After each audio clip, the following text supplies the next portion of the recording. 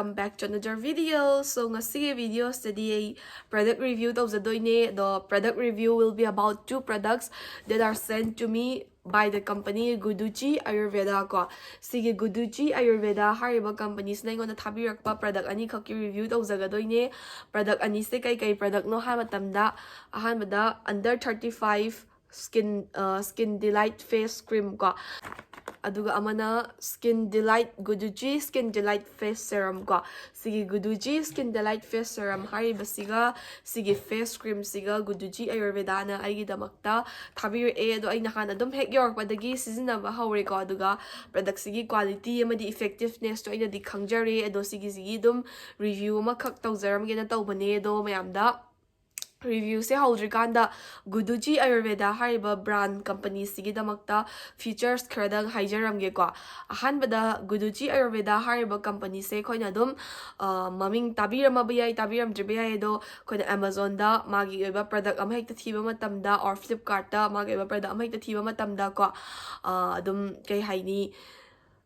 review do mayamna dum pibiramba review do fazana dum leramgani haina khalle ina yengma matamda dum review loinamak ayamba fazaba do oi aduduna aisu sige sponsor gi opportunity ma lakpa matamda aina dum review do phaba male haibagi sponsor do lawzabane bako aduga sige company or sige brand se sige like product se magi medicine dagina cosmetic flower rinse tawe medicinal items dagina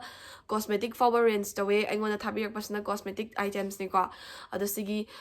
cosmetic ki oiba item oiro medicinal oiba value belaiba item oiro Guduchi Ayurveda hariba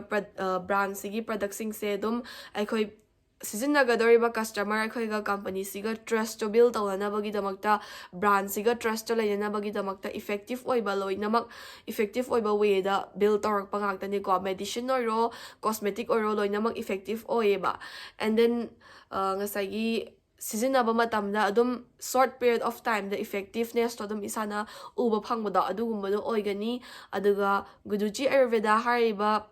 brand sige oiba product sing se sarakpa matamda high quality raw materials sizinai ko aduna ngasagi ayurvedic oiba material do high quality oiba raw material oina sizinarabani na aikogi health tasu amadi adum isagi skin gumada su hena aphaba effectiveness to piba ngame si singse thamjaraga ikoi kai haini Guduchi Ayurveda sina hojiki modern lifestyles da ayurvedic oiba treatment oiro ayurvedic oiba skin care bu oiro aphaba mong da piba ngame habasima thamjage duga makha tarakpada product ani gi review rom da mai ansilase. First, sige, I have cleansed my face and then I've put some toner taire balorga sige vitamin C serum Guduchi ko skin delight vitamin C serum se sisitay doine ado sige vitamin C serum sige adum magi kanaba singdo ay hafat adum hijarak ko.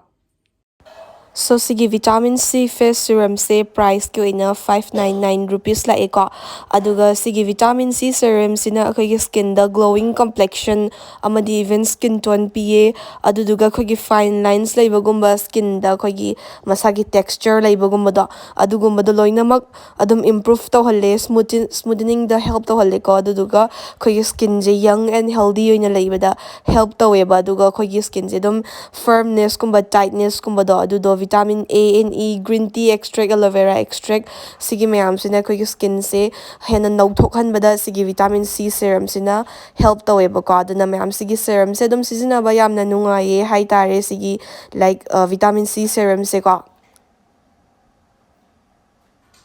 So holik serum apply to walora ba matungda sige under 35 skin delight face cream se muk use to ni ko se magi use to bagi instruction adum product sida su yare do hai fet dum hijarake aduga magi benefits na kai no habdu su ko so sumaina like I di minimal amount na dum sinay ko ado sige kana ba sing do su hijarake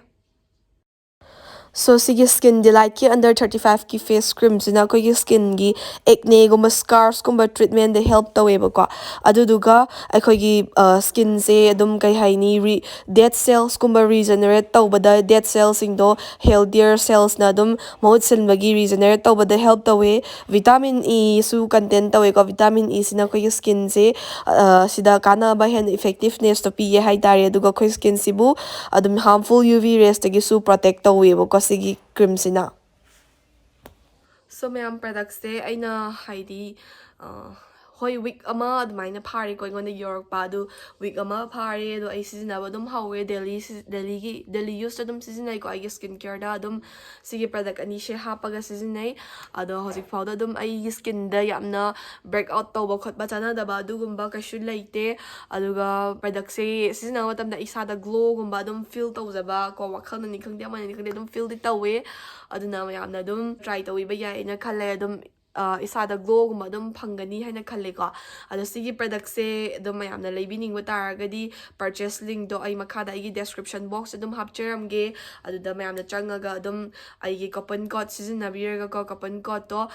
season nabira ai coupon code to still thon jaramage makha description box to hapcheramage ko ado coupon code to season nabiraga mayamna dum